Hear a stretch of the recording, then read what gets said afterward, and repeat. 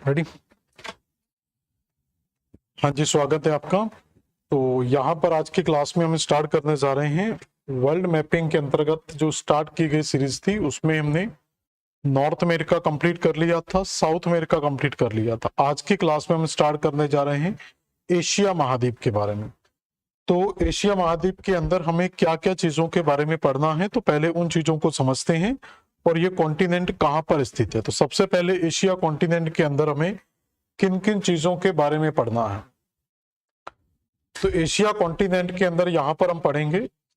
तो सबसे पहले तो इसकी लोकेशन और कंट्री एंड कैपिटल्स के बारे में स्टडी करेंगे। उसके बाद इसमें आउटलाइंस के बारे में स्टडी करेंगे।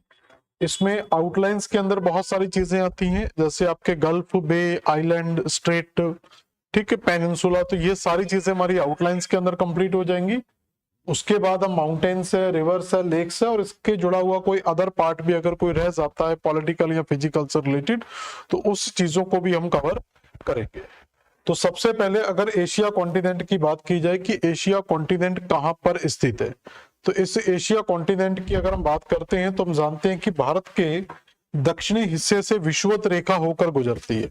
तो विषुवत रेखा की अगर भारत में स्थिति देखा जाए, तो विषुवत रेखा के अगर भारत में स्थिति देखते हैं तो विषुवत रेखा भारत के दक्षिणी हिस्से से होकर गुजरती है और इंडोनेशिया को पास करती है। तो इसका मतलब है भारत पूरी तरीके से उत्तरी गोलार्ध में स्थित है। तो भारत की जो स्थिति है वो पूरी तरीके से कहां पर होगी, उत्तरी गोलार्ध में स्थित होगी। लेकिन थोड़ा सा इंडोनेशिया वाला पार्ट है वो आपका लगभग विषुवत रेखा वाले क्षेत्र पर स्थित हो जाता है।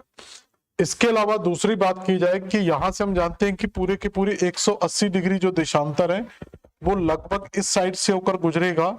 तो भारत इस डायरेक्शन से अगर हम देखें, या 0 डिग्री से ले लो, 0 डिग्री देशांतर यहां पर स्थित है। तो 0 डिग्री देशांतर के भारत पूरी तरीके से देखा जाए तो पूरब में स्थित है। तो यहां से देखा जाए तो भारत उत्तर में स्थित है और यहां से देखा जाए तो भारत पूर्वी गोलार्ध में स्थित है। तो ओवरऑल हम कह सकते हैं कि सॉरी, भारत नहीं, एशिया। तो ओवरऑल हम ये कह सकते हैं कि एशिया महाद्वीप का विस्तार उत्तरी गोलार्ध एवं पूर्वी गोलार्ध में स्थित है। लेकिन इंडोनेशिया वाला पार्ट याद रखेंगे कि ये थोड़ा सा दक्षिणी गोलार्ध में भी स्थित है। अधिकांश जो पार्ट है वो उत्तरी गोलार्ध में ही स्थित है और पूरे का पूरा ये किस गोलार्ध में आता है, पूर्वी गोलार्ध में आता है। इसके अलावा इसी 0 डिग्री से नीचे जो रेखा है उसको हम मकर रेखा के नाम से जानते हैं और इसी से हम देखेंगे कि भारत के बीचों बीच से होकर एक रेखा गुजर जाती है जिसको हम कर्क रेखा के नाम से जानते हैं।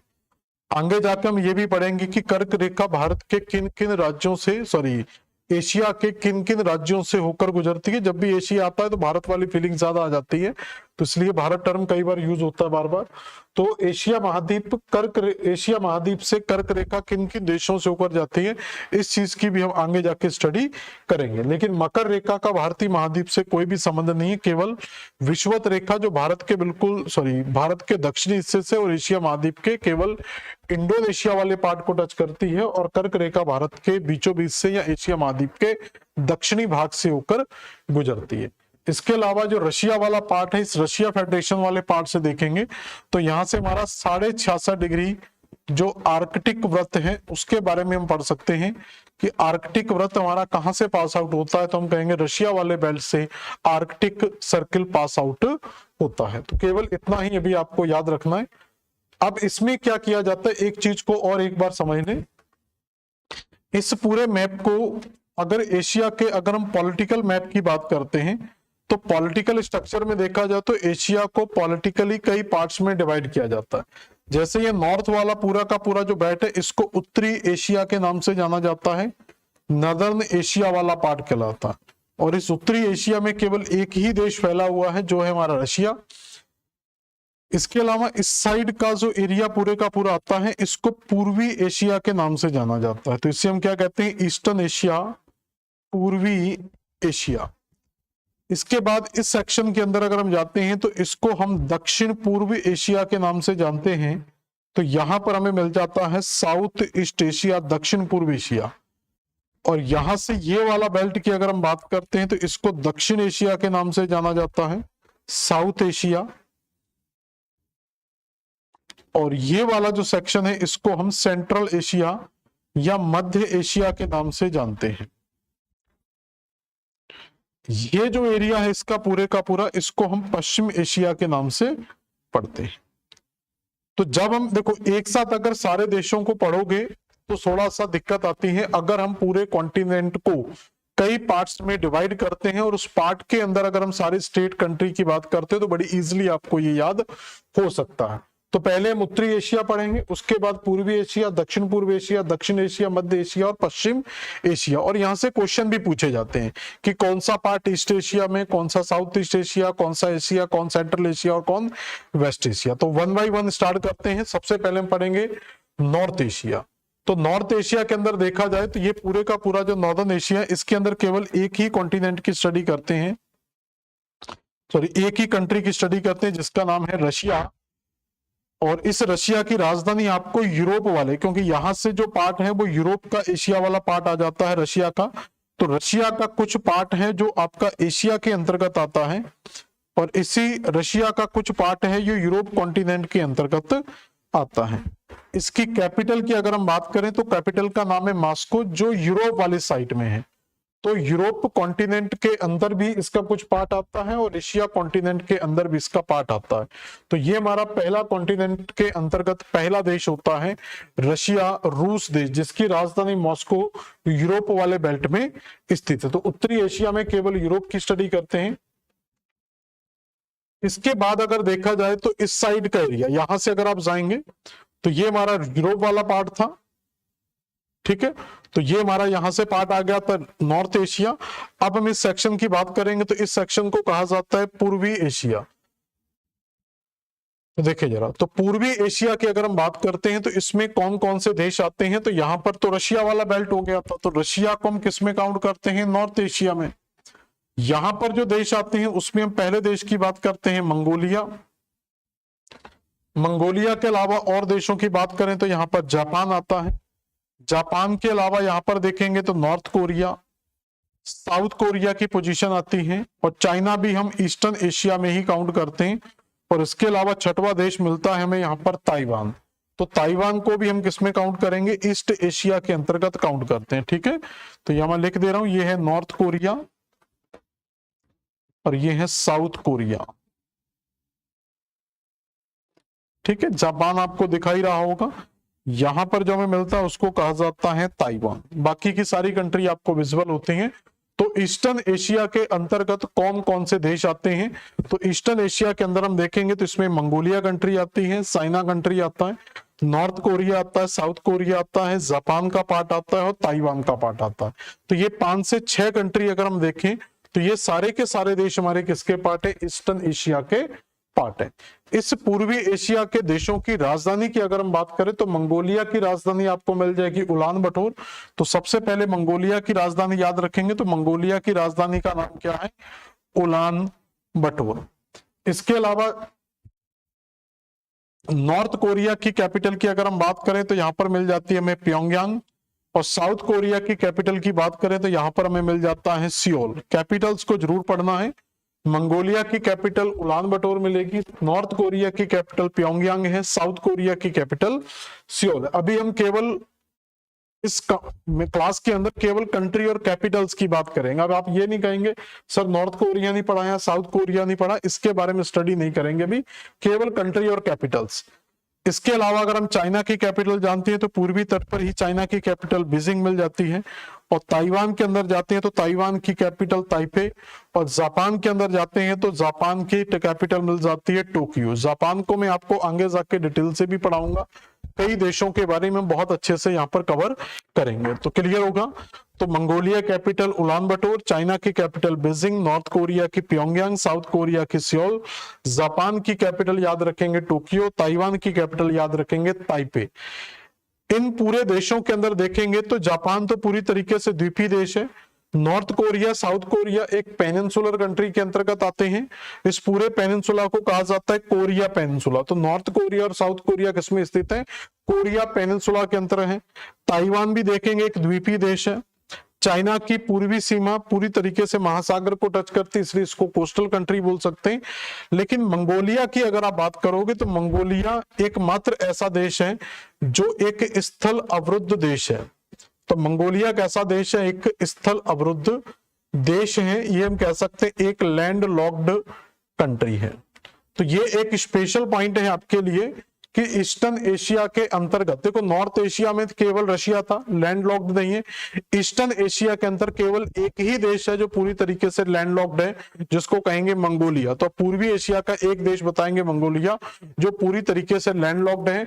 और इसकी सीमा अगर आप देखोगे तो मंगोलिया की सीमा रशिया को टच कर जाती है, मंगोलिया की सीमा चाइना को भी टच कर जाती है। तो यहां से बॉर्डर मिलेगा आपको रशिया और चाइना का। तो ये बॉर्डर केवल यहां पर खत्म हो जाएगा, ठीक है। तो मंगोलिया की सीमा किसको टच कर जाती है? ऊपर रशिया को टच करती है और नीचे चाइना को टच कर जाती है। इसलिए हम कह सकते हैं ये दो देशों द्वारा, तो ये 2 कंट्रीज, ठीक है। तो 2 देशों द्वारा घिरा हुआ देश है। तो मंगोलिया की सीमा केवल कितने देशों को टच करती है? 2 कंट्रीज को स्पर्श कर जाती है। इसके अलावा अगर हम इस साइड में जाते हैं तो यहां पर चाइना हमें मिल जाता है। चाइना के बाद अगर हम देखते हैं तो बहुत सारी कंट्रीज हमें मिल जाती है। जैसे यहां पर अगर हम देखेंगे तो एक कंट्री मिल जाती है, इसको कहते हैं साउथ ईस्ट एशिया। तो ईस्ट एशिया के बाद ये जो एरिया है इसको क्या कहेंगे? South east Asia. South east Asia के अंदर पहला देश हमें म्यांमार मिल जाएगा। इसके अलावा दूसरे देश की बात करें तो यहां पर लाओस मिल जाएगा। तीसरा देश जो हमें मिलेगा उसको कहते हैं वियतनाम, और उसके अलावा चौथा देश हमें कंबोडिया मिल जाएगा। 5वां देश हमें थाईलैंड मिल जाएगा। 6वें देश की बात करें यहां पर हमें मलेशिया मिल जाएगा।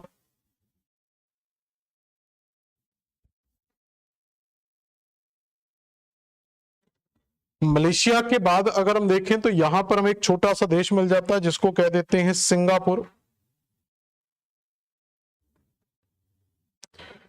ठीक है। 7वां देश हमें सिंगापुर मिल जाएगा। 8वां देश यहां पर छोटा सा मिल जाता है जो इस सेक्शन में बना हुआ है, इसको ब्रुनेई के नाम से जाना जाता है। तो 8 देश दोस्तों यहां पर होते हैं। और 9वां देश आपको यहां पर मिल जाता है, इसको फिलीपींस के नाम से जाना जाता है। तो 8वां देश के बाद 9वां देश जो हमें मिलता है वो है फिलीपींस।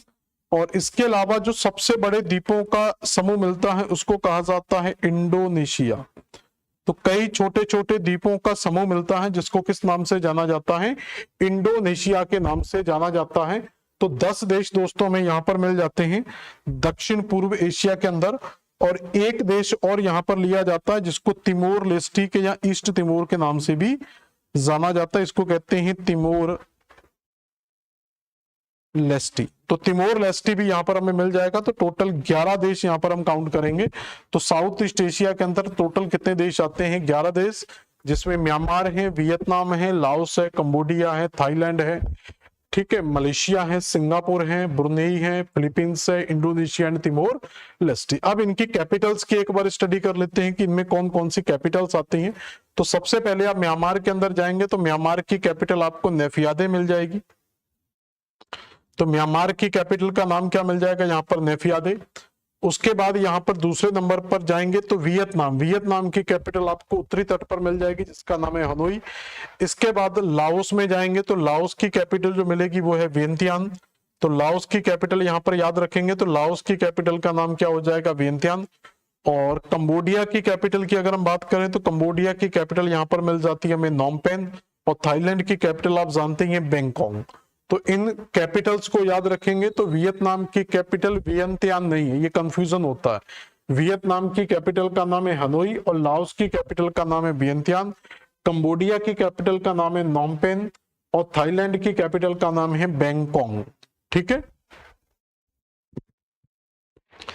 इसके अलावा मलेशिया की अगर हम बात करें तो मलेशिया की कैपिटल मिल जाती है कुआलालंपुर। मलेशिया के बाद सिंगापुर की कैपिटल आपको सिंगापुर ही मिलेगी। ब्रुनेई की कैपिटल की अगर हम बात करें तो ब्रुनेई के अंदर जो कैपिटल मिलती है उसको कहते हैं बंदर। ये छोटा सा देश है, अभी आगे जाके इसको डिटेल से पढ़ेंगे। तो ब्रुनेई की कैपिटल का नाम क्या है? बंदर सेरी बेगवान। इसके अलावा अगर हम देखें तो पूरे के पूरे इंडोनेशिया की कैपिटल जकार्ता है। नई कैपिटल का नाम कई बार नूसंतारा मिल जाता है। ओल्ड कैपिटल जकार्ता याद रखना, अगर नई कैपिटल पूछता है तो नूसंतारा याद रखेंगे। और इसके अलावा फिलीपींस के अंदर यहाँ पर तिमोर लेस्टी के अंदर जाएंगे तो यहाँ पर कैपिटल मिलेगी दिल्ली और फिलीपींस की कैपिटल यहाँ पर हमें मिल जाएगी जिसको कहा जाता है मनीला। तो इस तरीके से 11 देश आपको याद रखने हैं और इन 11 देशों की राजधानी भी आपको याद रखना है। अब यहाँ पर देखते हैं कि इन दक्षिण पूर्व एशिया देशों के अंदर कितने देश लैंडलॉक्ड हैं। तो यहाँ पर अगर हम म्यांमार देखेंगे तो ये भी समुद्र को टच करता, तो ये लैंडलॉक्ड नहीं होगा। थाईलैंड भी स्पर्श करता है, कंबोडिया भी टच करता है, वियतनाम भी टच करता है। इनमें से कोई भी लैंडलॉक्ड नहीं है। बाकी ये सारे तो आप देख रहे हैं द्वीपीय देश हैं, इनमें तो लैंडलॉक्ड का कोई चांस है ही नहीं। लेकिन फिर भी एक देश अगर आप देखोगे यहां से, तो अगर इस पोजीशन को अगर आप देखते हैं एटलस में अच्छे से, तो लाओस की बाउंड्री को अगर आप अच्छे से समझोगे तो लाओस एकमात्र ऐसा देश है जो वाटर बॉडीज को टच नहीं करता। तो यहां पर केवल एक देश ऐसा मिलता है जो लैंडलॉक्ड कंट्री है, इसका नाम है लाओस। तो पूरे साउथ ईस्ट एशिया में केवल लैंडलॉक्ड कंट्री की बात करें तो केवल एक देश है लैंडलॉक्ड जिसका नाम है लाओस। क्लियर होगा। अब देखो दोबारा से फ्लैशबैक एक बार देखें तो रशिया के अंदर नॉर्थ एशिया में कोई भी लैंडलॉक्ड कंट्री नहीं है, एक ही कंट्री है रशिया जो वाटर बॉडीज को टच करती है। इसके बाद ईस्ट एशिया के अंदर अगर हम जाते हैं तो जिसमें मंगोलिया हम पढ़ते हैं, चाइना के बारे में पढ़ते हैं, नॉर्थ कोरिया है, साउथ कोरिया है, जापान है, ताइवान है, जिनमें से केवल मंगोलिया एक लैंडलॉक्ड कंट्री है। तो ईस्ट एशिया में केवल एक ही लैंडलॉक्ड कंट्री है जिसका नाम है एशिया। और इसके अलावा अगर हम यहाँ पर जाते हैं तो इस क्षेत्र में हमें केवल नॉर्थ ईस्ट के अंदर भी एक ही कंट्री मिलती है। तो पूरे साउथ ईस्ट एशिया के अंदर केवल एकमात्र कंट्री है लाओस जो पूरी तरीके से लैंडलॉक्ड कंट्री। इसके अलावा अगर हम जाते हैं तो साउथ एशिया, तो साउथ एशिया के अंदर जो हमें देश मिलते हैं, सबसे पहले हमारा प्यारा भारत मिल जाता है। तो पहला देश हमें इंडिया मिल जाएगा, दूसरा देश हम पाकिस्तान ले सकते हैं, तीसरा अफगानिस्तान। अफगानिस्तान को लेकर डाउट बना रहता है, इसको कई बार सेंट्रल एशिया के अंदर भी पढ़ा जाता है। तो एक बार पढ़ लो, या सेंट्रल एशिया में पढ़ लो या साउथ एशिया में पढ़ ले। तो 3 देश हमें यहाँ पर मिल जाते हैं साउथ एशिया में। चौथा देश हमें नेपाल मिल जाता है। 5वें देश की बात करें तो भूटान है। 6वें देश की बात करें तो बांग्लादेश मिल जाता है। 7वें देश की बात करें तो श्रीलंका मिल जाएगा। और 8वें देश की बात करें तो यहाँ पर एक छोटा सा देश मिलेगा जिसका नाम है मालदीव, माले, जिसको लेकर अभी डिस्प्यूट भी रहा था भारत और उसके साथ थोड़ा सा, तो आपने न्यूज में देखा होगा। तो ये 8 देश हमारे किसके अंतर्गत आते हैं, साउथ एशिया के अंतर्गत आते हैं। इनकी राजधानियों की अगर हम बात करें तो इंडिया की राजधानी तो शायद आपको बताने की जरूरत ना पड़े, तो इसकी राजधानी का नाम मिलता है न्यू दिल्ली। और पाकिस्तान की राजधानी का नाम मिलता है हमें इस्लामाबाद। और अफगानिस्तान की राजधानी आप जानते हैं काबुल।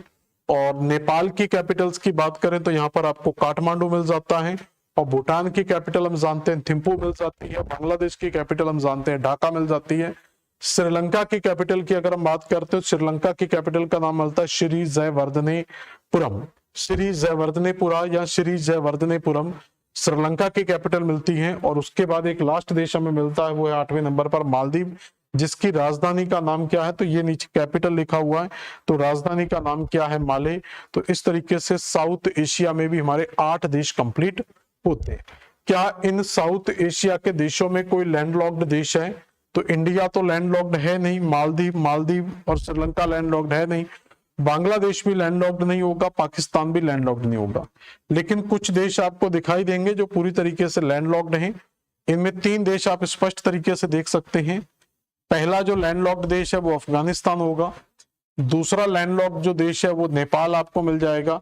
तीसरा लैंडलॉक्ड देश है हमें, तो ये 3 देश हमें लैंडलॉक्ड में मिल जाते हैं। तो ये लैंडलॉक्ड वाली समस्या साथ की साथ याद रखना, जीवन में कभी परेशानी नहीं आएगी, तो आराम से आपके क्वेश्चन सॉल्व हो जाएंगे। तो how many country landlocked are South Asia, तो साउथ एशिया में कुल 3 देश हैं जो लैंडलॉक्ड है, जिसमें अफगानिस्तान है, नेपाल है, भूटान है। सेंट्रो वेस्ट एशिया के अंदर जब ईस्ट एशिया हमने पढ़ा था उसमें केवल एक मंगोलिया देश था, और साउथ ईस्ट एशिया के अंदर केवल लाओस एक देश था। तो अभी तक हमने 5 देश केवल लैंडलॉक्ड, मतलब आपको इतने अच्छे से कर लेना है कि आप एक बार में ही चाहो तो पूरे के पूरे लैंडलॉक्ड देशों के बारे में बता सकते हो कि एशिया में कौन कौन से, एशिया तो क्या पूरे वर्ल्ड के बारे में क्लियर कर सकते हो।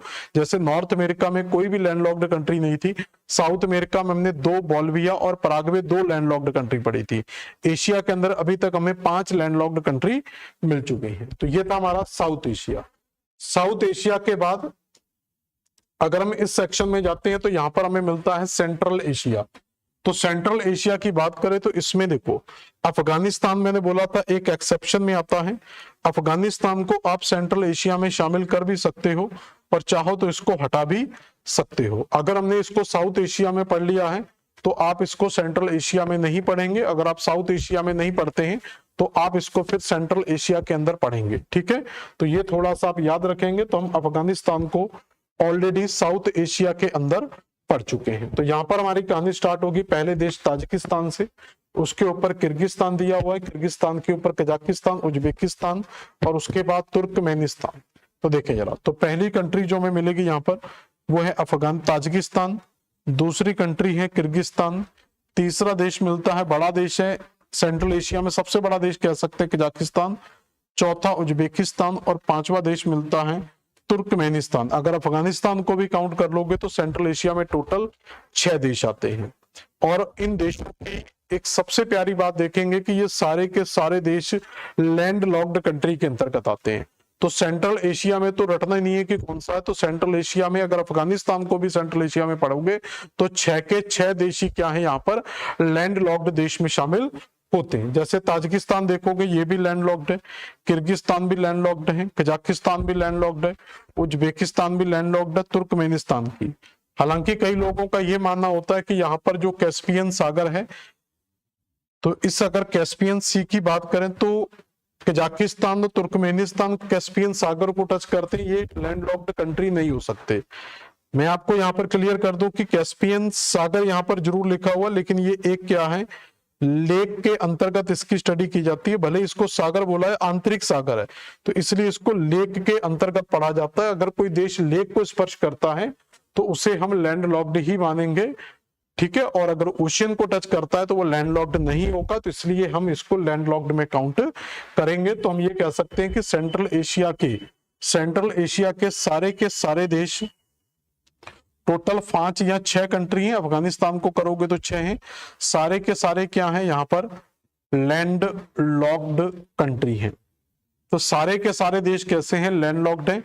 तो अभी तक हम लैंडलॉक्ड में जाएं तो एक लैंडलॉक्ड हमने ईस्टर्न एशिया में पढ़ा था, एक लैंडलॉक्ड हम साउथ ईस्ट एशिया में पढ़ चुके थे, 3 लैंडलॉक्ड हमने साउथ एशिया में पढ़े थे और 5 लैंडलॉक्ड आपको यहाँ पर सेंट्रल एशिया के अंतर्गत मिल जाते हैं। इनके कैपिटल्स की बात करें तो बहुत इंपोर्टेंट पार्ट है ये सेंट्रल एशिया।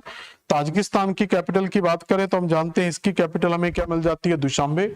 तो ताजिकिस्तान की कैपिटल का नाम क्या, दुशांबे। और किर्गिस्तान की कैपिटल का नाम है बिश्केक।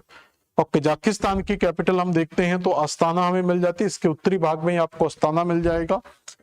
इसके अलावा उज्बेकिस्तान तो फेमस ताशकंद के नाम से जानती हैं, ताशकंद फाइल जवाहरलाल लाल बहादुर शास्त्री से जुड़ी हुई चीजें यहाँ पर हमें मिल जाती हैं। और तुर्कमेनिस्तान की जो कैपिटल है उसको कहते हैं अश्कबात।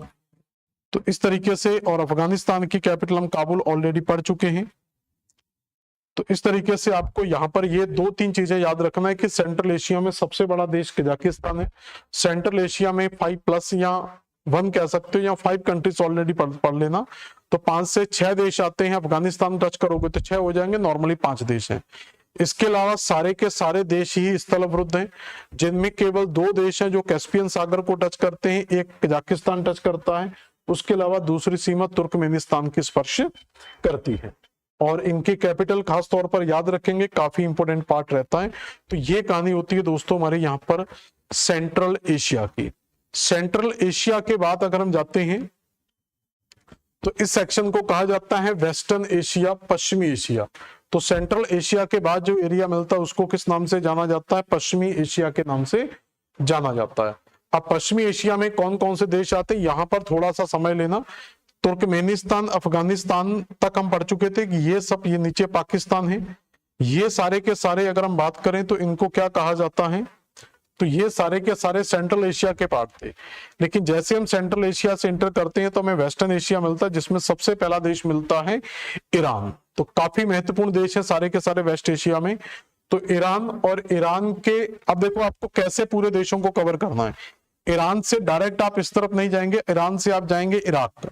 तो पहली कंट्री आप ईरान कवर करेंगे, दूसरी कंट्री को आप इराक कवर करेंगे। तो थोड़ा सिक्वेंशियल आपको थोड़ा सा याद रखना है।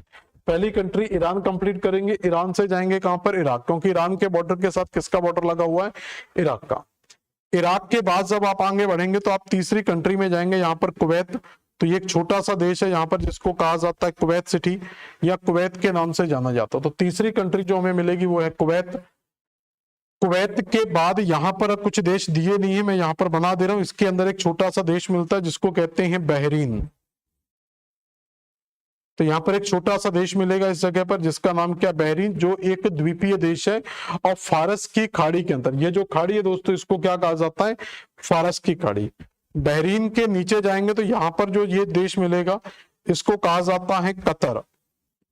ठीक है, तो फिर इसके बाद तीसरे नंबर पर बहरीन, सॉरी चौथे नंबर पर बहरीन मिल जाएगा और पांचवें नंबर पर कतर मिल जाएगा। छठवें नंबर पर यहाँ पर आपको यूनाइटेड अरब अमीरात मिल जाएगा और सातवें नंबर पर जाएंगे तो यहाँ पर आपको ओमान देश मिल जाएगा। तो क्लियर हो गया। सबसे पहले ईरान जाना है, ईरान के बाद हम जाएंगे इराक, इराक के बाद जाएंगे नीचे कुवैत, कुवैत के नीचे बहरीन, बहरीन के नीचे कतर और कतर के नीचे जाएंगे तो यहाँ पर जो देश मिलेगा उसका नाम है यूएई और यूएई के नीचे मिलेगा ओमान और ओमान से टच करते हुए आगे बढ़ेंगे तो यहाँ पर मिलेगा यमन। तो आठवां देश मिलेगा यमन। तो यहाँ से इस सेक्शन में जाना है और आठवें देश यमन के बाद हम नौ पर जाएंगे तो नौवां देश यहाँ पर हमें मिल जाएगा सऊदी अरबिया, काफी बड़ा देश है। अब सऊदी अरबिया से जब हम आगे बढ़ेंगे तो यहाँ पर 10वें नंबर पर आपको एक देश मिल जाएगा जिसका नाम है जॉर्डन। तो 10वें नंबर पर जो देश मिलेगा उसको क्या कहते हैं, जॉर्डन। और जॉर्डन के बाद जो 11वें नंबर पर देश हमें मिलेगा उसको कहते हैं इजराइल। इजराइल गाजा पट्टी को लेकर काफी ज्यादा कॉन्फ्लिक्ट आपने न्यूज में पढ़ा होगा। इजराइल की जब हम स्टडी करेंगे उस समय हम इजराइल की स्टडी करेंगे। तो 11वें नंबर पर इजराइल आ जाता है और यहाँ पर जो 12वां देश हमें मिलता है, ये थोड़ा ब्लैक में लिखा हुआ तो शायद ना दिख पाए, तो मैं यहाँ पर इसको बाहर एक कलर येलो कलर में लिख दे रहा हूं। तो इसको कहा जाता है लेबनान। और इसके बाद जो 13वें नंबर पर देश मिलता है, इस देश को कहा जाता है साइप्रस।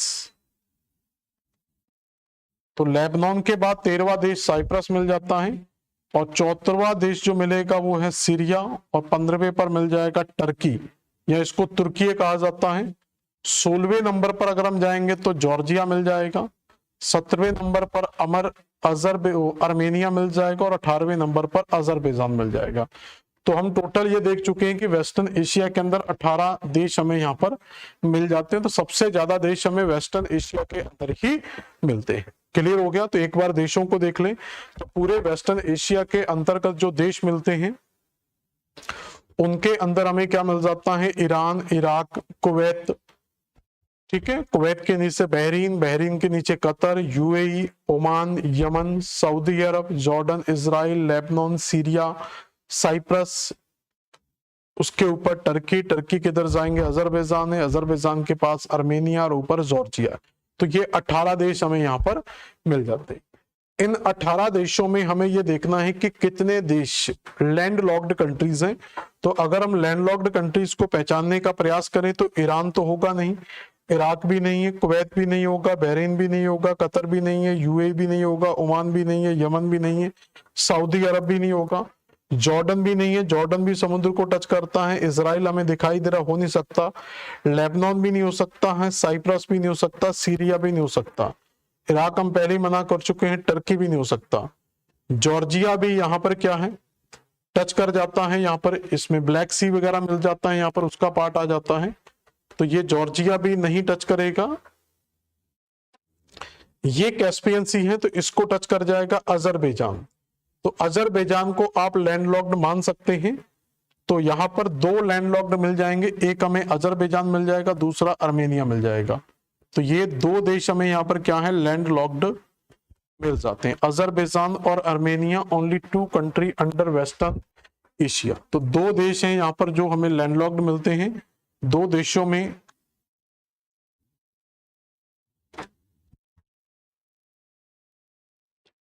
अगर हम बात करें तो 2 देशों के अंदर कौन कौन से आते हैं, एक अर्मेनिया आता है और दूसरा अजरबैजान आता है।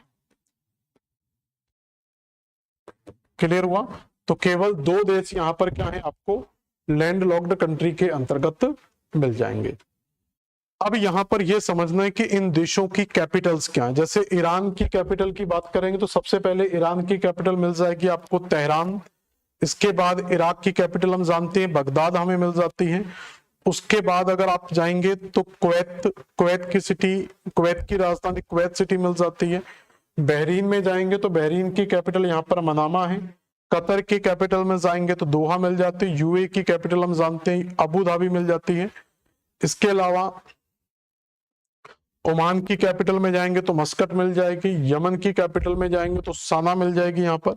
सऊदी अरब की कैपिटल अगर हम बात करें तो रियाद मिल जाता है, ठीक है। इसके अलावा जॉर्डन की कैपिटल अम्मान मिलता है। इजराइल की कैपिटल जेरूसलम है, जिसको लेकर इजराइल और जो गाजा पट्टी वगैरह को लेकर काफी ज्यादा विरोध यहाँ पर बने रहते हैं, जेरूसलम। और लेबनान की कैपिटल की बात करें तो यहाँ पर हमें बैरूत मिल जाएगा। सीरिया की कैपिटल की बात करें, पहले मस्कट आ जाएगा। ये साइप्रस की राजधानी का नाम है निकोसिया और सीरिया की कैपिटल का नाम है दमस्कस। यहां पर याद रखना ओमान की कैपिटल का नाम है मस्कट और इसका नाम है दमस्कस। ये थोड़ा सा कई बार कंफ्यूजन करता है। उसके अलावा टर्की की राजधानी हम जानते ही हैं, सिंपल है, अंकारा, ठीक है। और जॉर्जिया की राजधानी ब्लिस्ली है। और अर्मेनिया की कैपिटल बात करें तो यारेवन मिल जाएगी। और अजरबैजान की कैपिटल का नाम क्या हो जाता है, बाकू। तो ये 18 देश की पोजीशन आपको याद होनी चाहिए।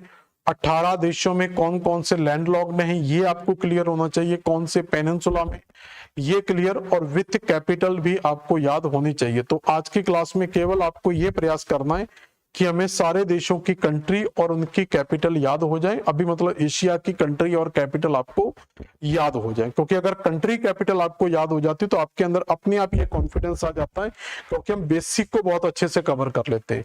लेकिन अगर आप डायरेक्टली कुछ पढ़ने का प्रयास करेंगे कि नहीं हम डायरेक्टली कुछ याद कर लें, जैसे आप इजराइल के बारे में हम जानते नहीं है लेकिन इजराइल के बारे में हम जनरल नॉलेज के बारे में या करंट अफेयर्स के अंदर कुछ पढ़ते हैं तो वो कॉन्सेप्ट नहीं बन पाएगा। जब तक आपको पूरी कंट्री कैपिटल्स अच्छे से नहीं पता आप अच्छे से नहीं कर पाओगे। तो पॉलिटिकल मैप हमारा बहुत स्ट्रांग होना चाहिए। तो ये थी पूरे देशों की कहानियां, ठीक है। इसमें हमने वेस्टर्न एशिया देख लिया।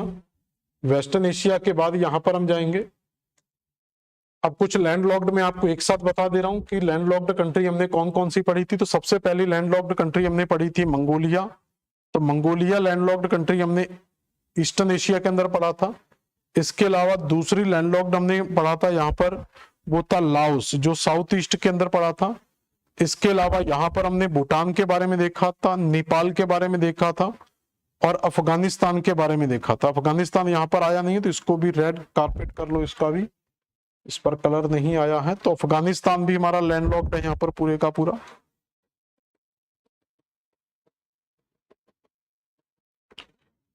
ठीक है। और इसके बाद अगर हम देखें तो किर्गिस्तान भी लैंडलॉक्ड हमने पढ़ा था, कजाकिस्तान को भी लैंडलॉक्ड बोलेंगे, उज्बेकिस्तान भी लैंडलॉक्ड है, तुर्कमेनिस्तान भी लैंडलॉक्ड है।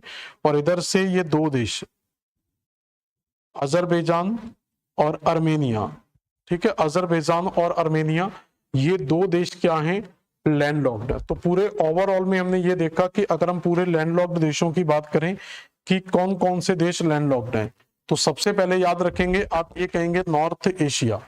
देखो बड़े प्यार से याद हो जाती हैं चीजें। तो नॉर्थ एशिया में कोई भी लैंडलॉक्ड नहीं है। दूसरे में जाएंगे ईस्ट एशिया में,